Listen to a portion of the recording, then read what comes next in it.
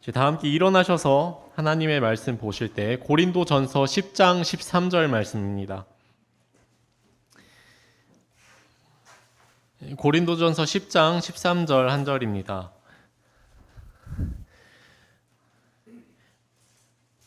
네, 저희 다 찾으셨으면은 고린도전서 10장 13절 한 목소리로 같이 읽도록 하겠습니다.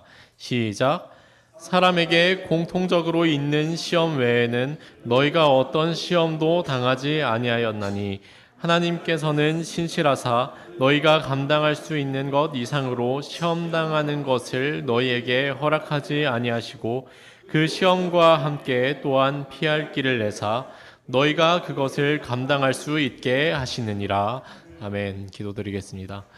하나님 감사합니다. 오늘 또 귀한 하나님의 말씀 또 주심을 감사드립니다. 이 시간 저희 하나님 말씀을 통해서 하나님을 더욱 사랑하며 또 알아가며 저희들이 더욱더 또 하나님을 닮아가는 또 예수님을 닮아가는 저희들 될 수 있도록 인도하여 주시옵소서. 감사드리며 예수님 이름으로 기도드립니다. 아멘. 네, 오늘 말씀은 고린도전서 10장 13절 말씀입니다. 오늘 본문인 고린도전서 10장 말씀을 보시면은 구약 시대의 불순종 사례들에 대해서 말하고 있습니다.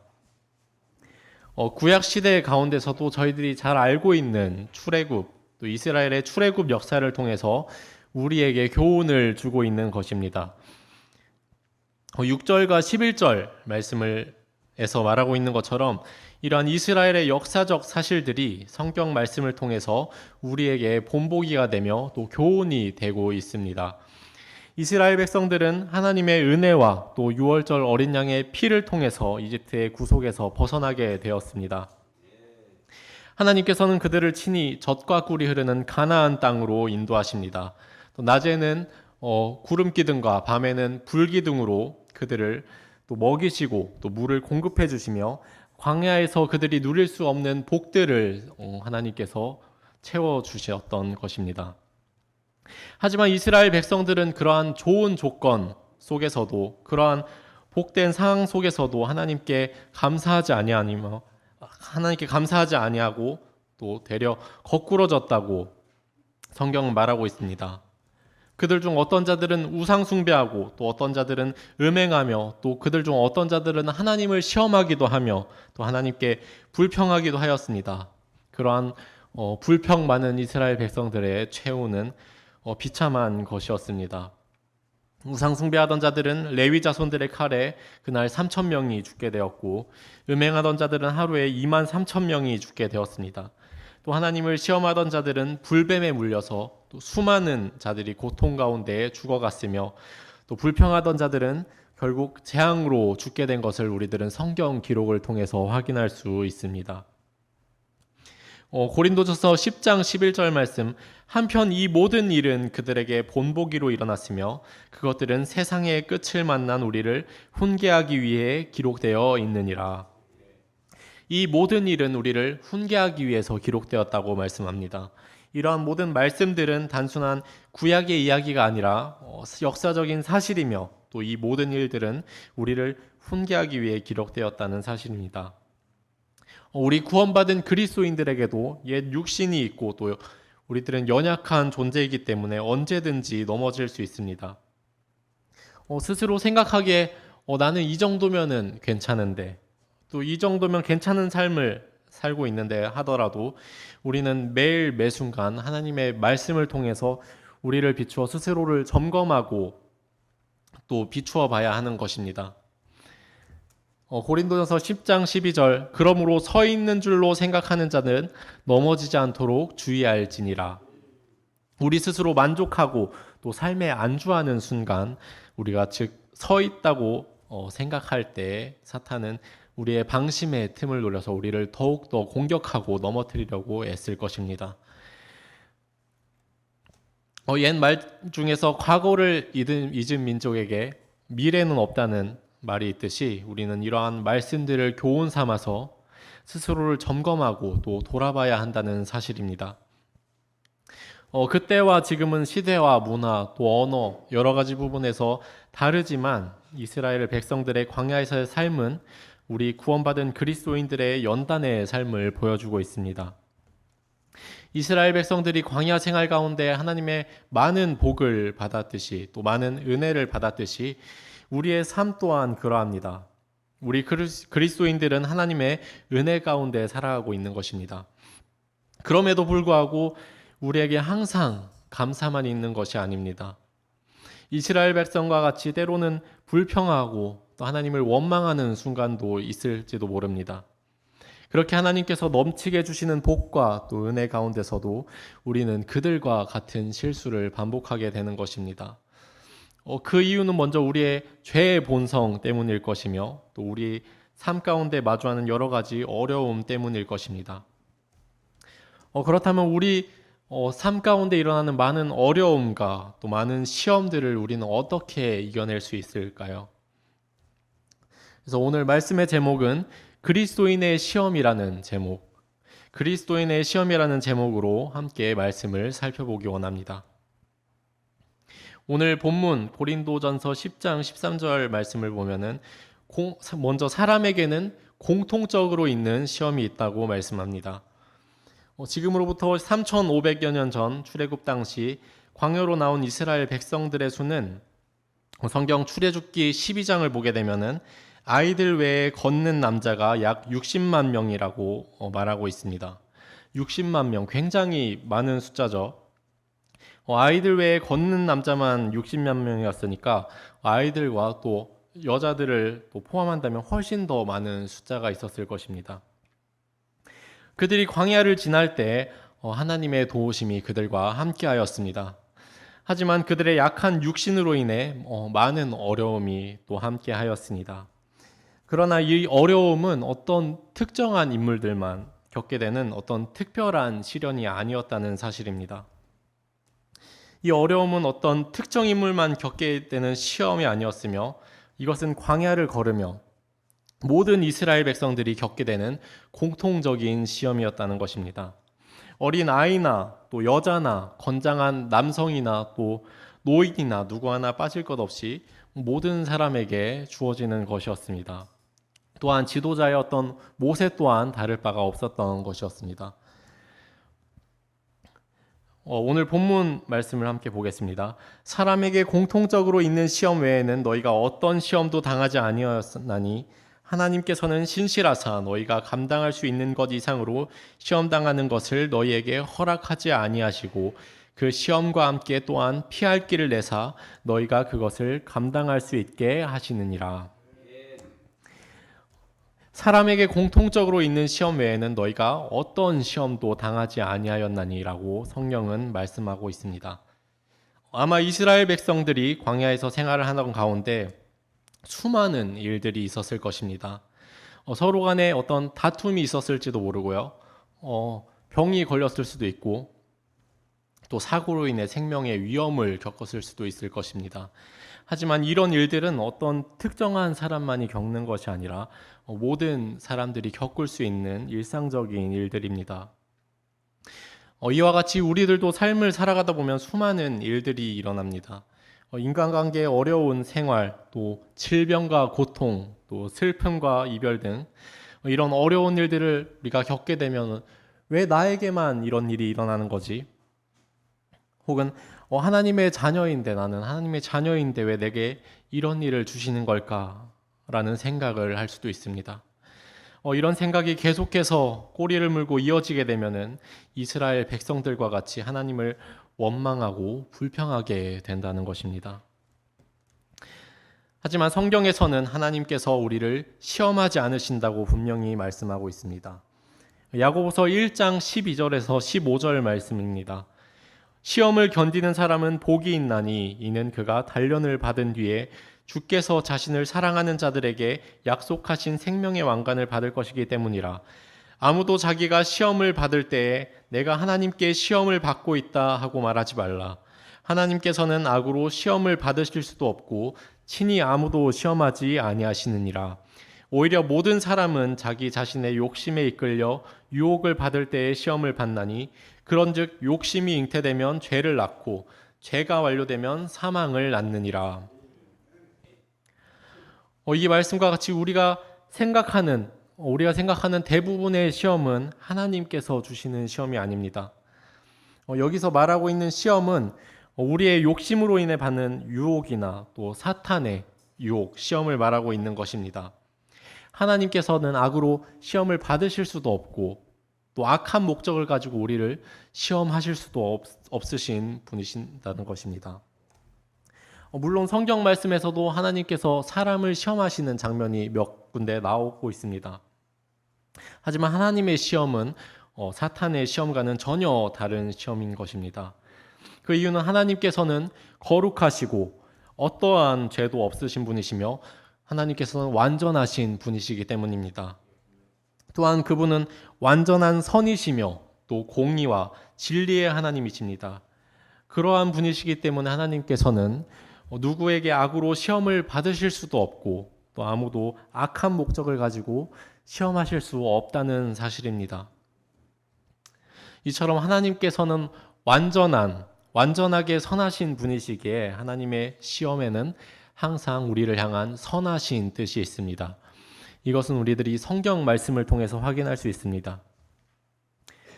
우리가 잘 알고 있는 믿음의 조상 아브라함은 하나님의 은혜로 100세라는 나이에 소중한 아들 이삭을 얻게 됩니다. 하지만 하나님께서는 그가 사랑하는 아들 이삭을 데리고 모리아 산으로 가서 그를 번제 헌물로 바치라고 또 번제 헌물로 드릴 것을 명령하십니다. 성경에서는 그것이 하나님의 시험이었다고 말씀하고 있습니다. 하지만 아브라함은 하나님의 말씀에 그대로 순종하였습니다. 그가 모리아 산에 가서 자신의 아들 이삭을 죽여 번제 헌물로 드리려 할 때에 하나님께서 주의 천사를 통해 그것을 막으시고 이와 같이 말씀하셨습니다. 창세기 22장 16절 이르되 주께서 말씀하시느니라 내가 나를 두고 이것을 맹세하였노라.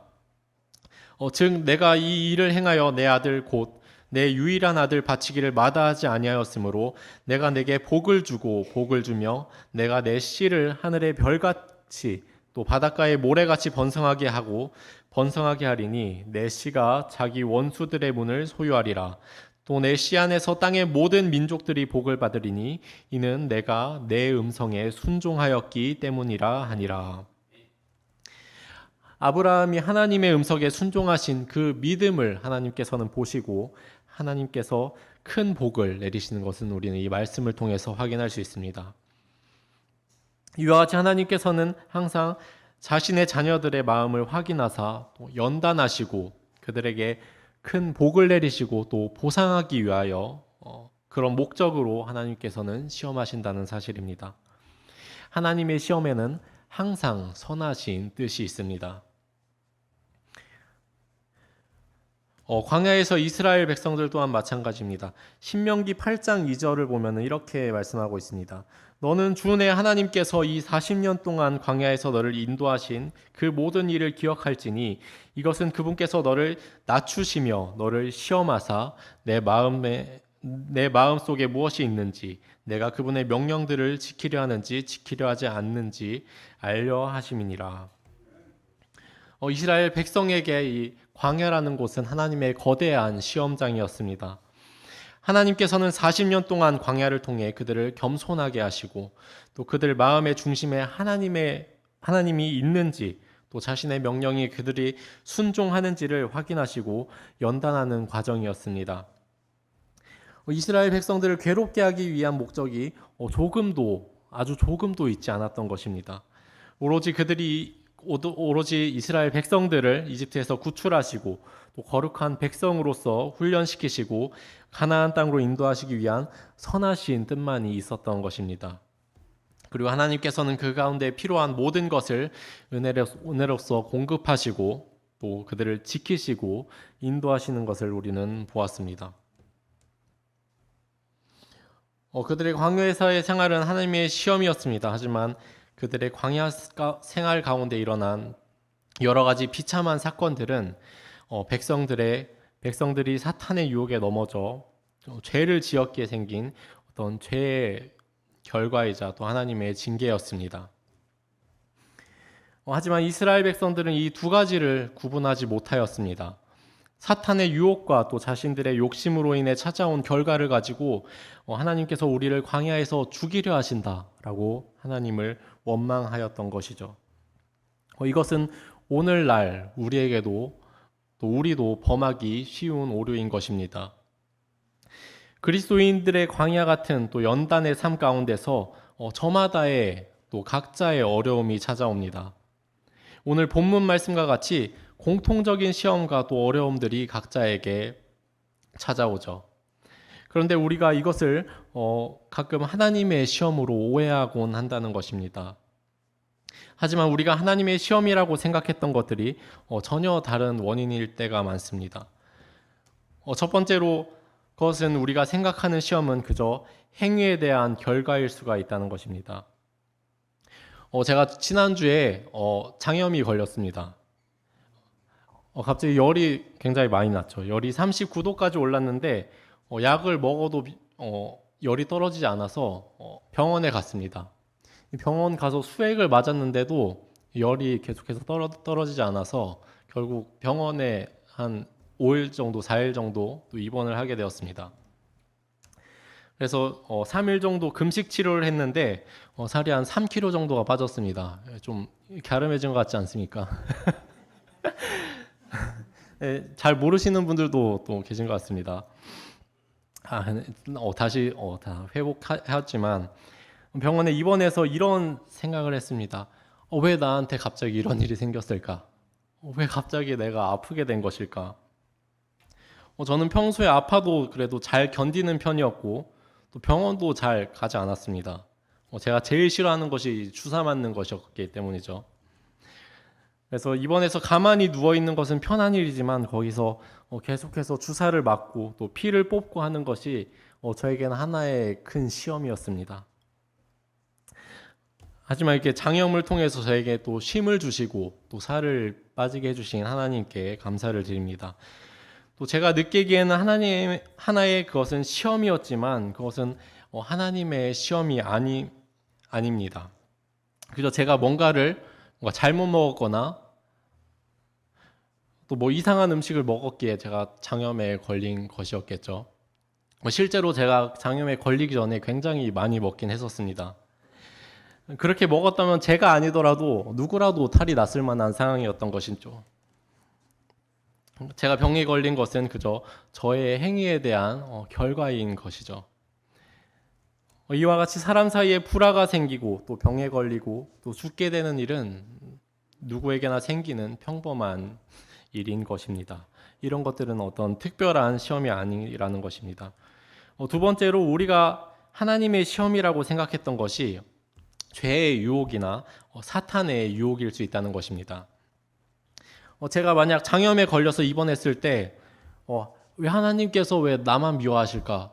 하나님을 원망하고 또 불평했더라면은 그것은 바로 사탄의 유혹이고 사탄이 바로 원하는 것이라는 사실입니다. 사탄이 원하는 것은 항상 악이고 하나님과 사람과의 사이를 멀어지게 하는 것이라는 사실입니다. 이와 같이 장염에 걸린 것은 누구에게나 있을 수 있는 공통적인 일이지만 인간의 죄로 인해 혹은 사탄의 유혹으로 인해 스스로 걸려 넘어지고 하나님과의 관계가 멀어지게 될 수 있다는 것입니다. 야고보서 1장 14절 말씀입니다. 오히려 모든 사람은 자기 자신의 욕심에 이끌려 유혹을 받을 때에 시험을 받나니.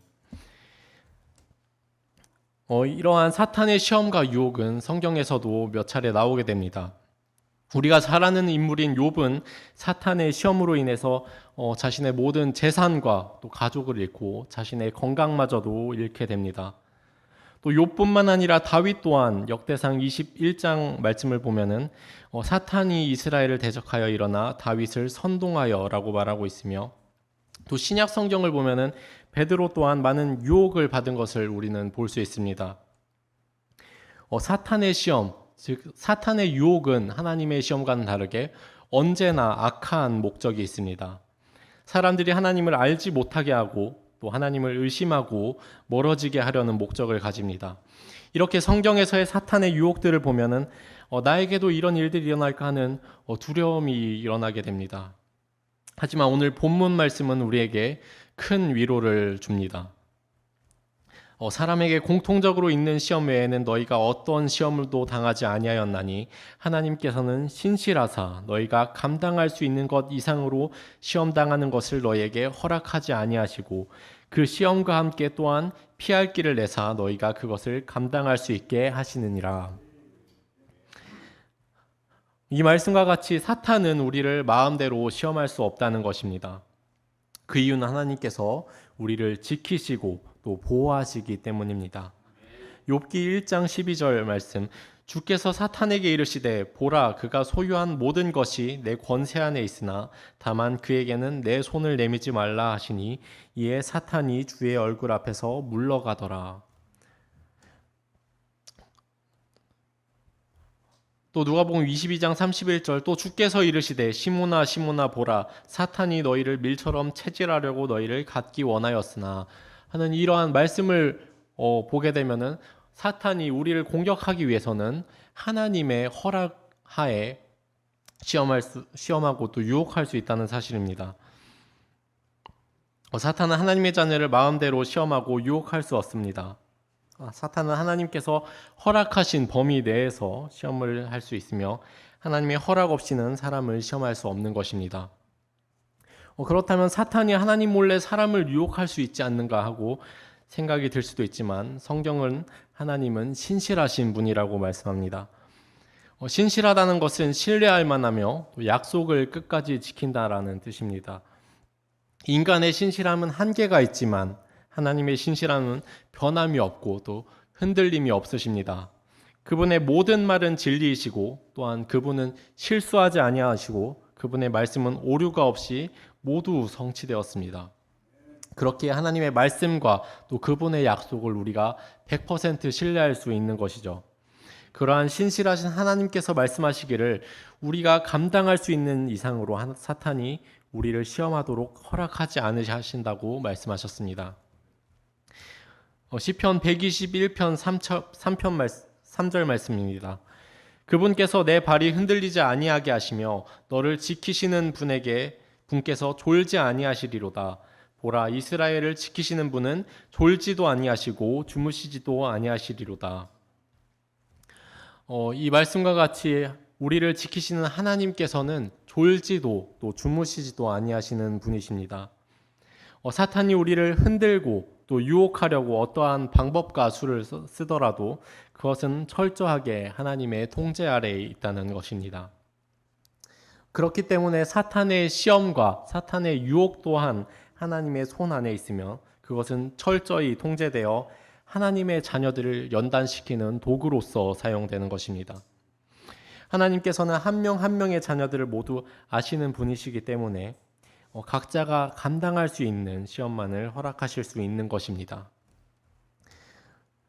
부모가 자신의 아이를 훈련시킬 때 그 아이의 수준에 맞는 교육을 시켜야 합니다. 그렇지 않고 아이가 빨리 성장하고 또 빨리 똑똑해졌으면 하는 마음에 심한 훈육이나 교육을 하면 안 되는 것이죠. 만약 그렇게 된다면 자녀는 자존감이 낮아지고 또 제대로 잘 성장할 수 없을 것입니다. 이처럼 부모는 자신의 자녀들을 잘 성장시키고 또 훈련시키기 위해서는 그 아이가 충분히 감당할 수 있는 수준의 훈육을 해야 하는 것입니다.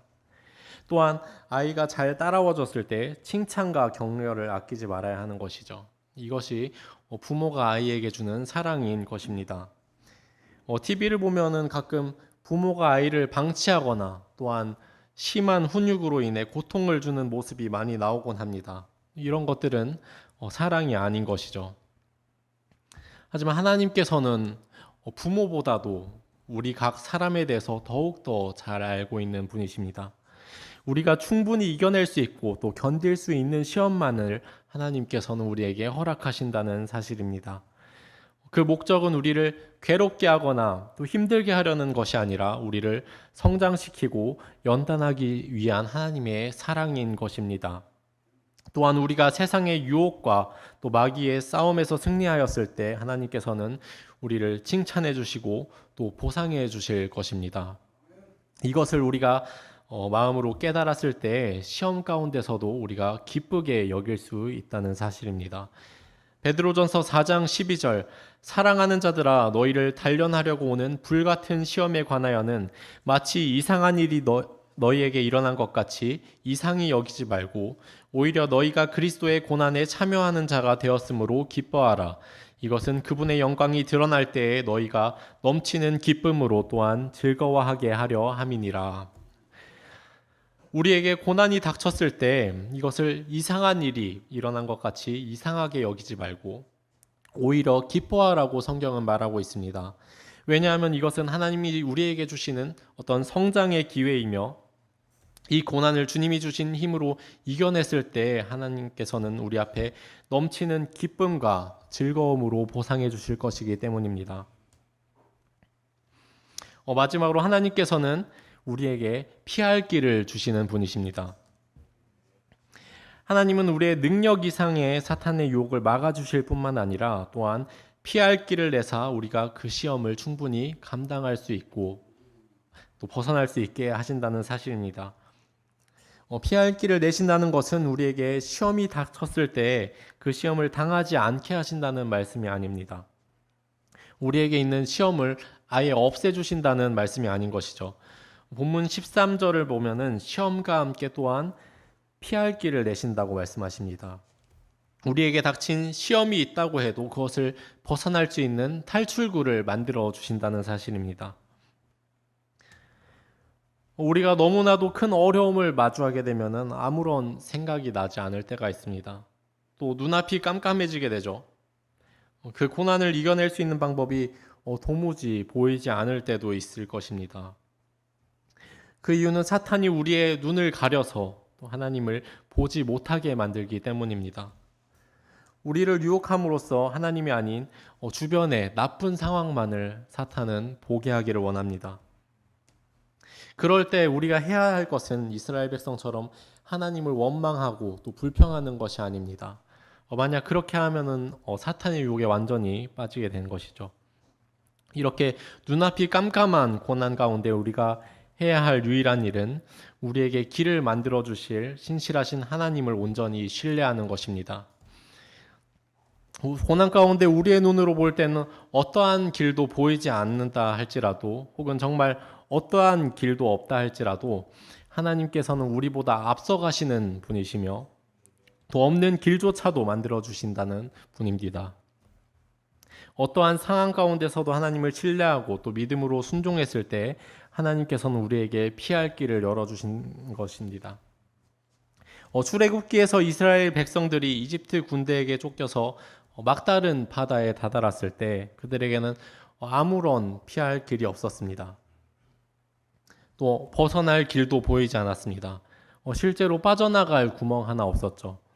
앞은 수많은 이스라엘 군사들과 또 병거들이 몰려오고 있었고 뒤에는 큰 바다가 그들을 가로막고 있었습니다.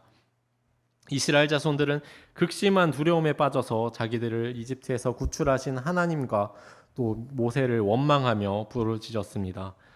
출애굽기 14장 11절을 보면 이집트에 무덤이 없어서 우리를 광야에서 죽게 하느냐 우리가 이집트 사람을 섬기는 것이 광야에서 죽는 것보다 나았을 것이다 하며 하나님을 원망하였습니다.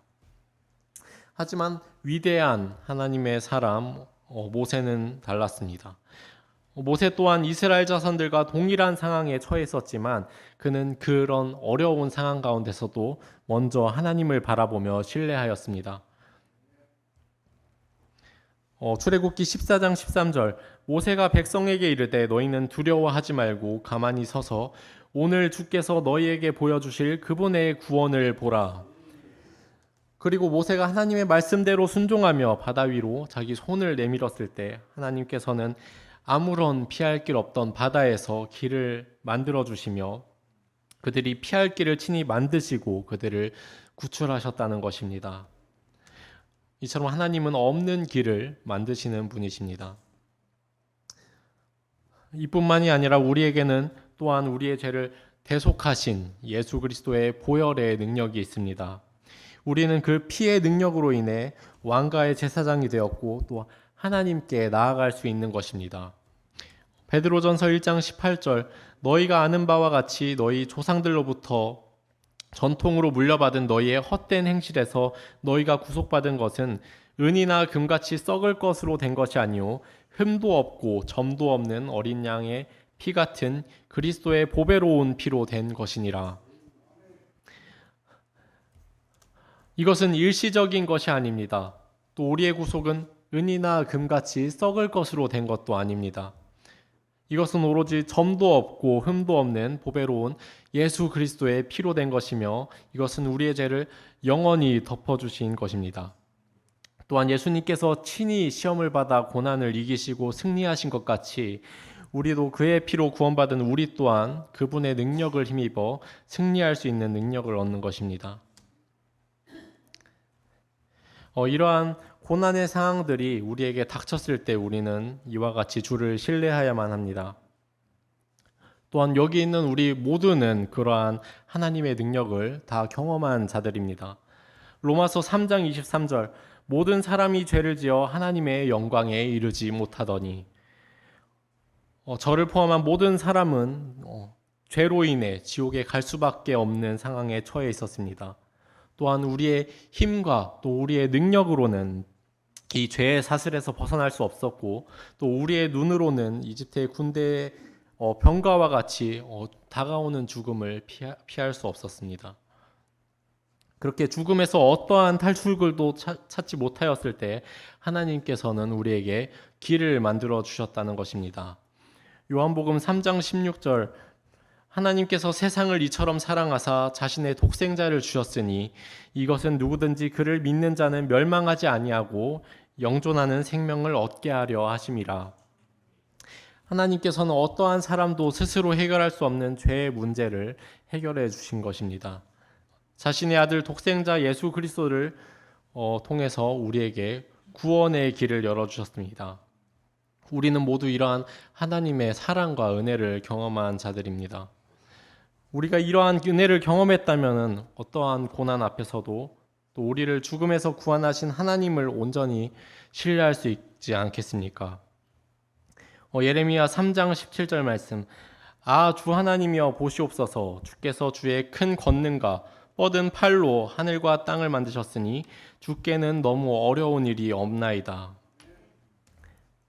하늘과 땅조차도 만드신 하나님께서는 너무 어려운 일이 없으십니다. 우리에게는 너무 어려운 고난이더라도 하나님께서는 우리를 보호하시며 또 능히 피할 길을 열어주실 것입니다. 결론으로 오늘 말씀이 참 우리에게 큰 힘이 되고 위로가 되는 말씀입니다. 그럼에도 불구하고 우리는 육신의 약함과 또 믿음의 약함으로 인해서 넘어질 때가 있을지도 모릅니다. 성경에서 베드로는 예수님의 말씀에 따라 바다 위를 걷다가 물의 두려움으로 인해서 물에 빠지게 되죠. 또한 예수님을 3번이나 부인하기도 합니다. 하지만 우리가 우리의 연약함으로 인해 넘어질지라도 주께서는 그들에게 먼저 다가와 손을 내밀어 주시고 그들을 회복시켰음을 우리가 보았다는 것입니다. 바다에 빠진 베드로에게 먼저 손을 내밀어서 건져주시고 또 의심하는 도마에게 먼저 찾아가셔서 그의 믿음을 회복시켜 주셨습니다. 그렇게 우리 그리스도인들은 하나님의 은혜로 어떠한 시련이 우리 앞에 닥친다 할지라도 이겨낼 수 있습니다. 하나님께서는 우리가 감당할 수 없는 마귀의 시험을 막으시는 분이시며 또 그 시험과 함께 피할 길을 주사 그것을 감당할 수 있게 하시기 때문입니다. 시험을 이기는 길 그것은 오직 하나님뿐임을 우리들이 기억해야 합니다. 야고보서 1장 12절 말씀 시험을 견디는 자는 복이 있나니 그가 단련을 받은 뒤에 주께서 자신을 사랑하는 자들에게 약속하신 생명의 관을 받으리라. 아멘. 기도하겠습니다.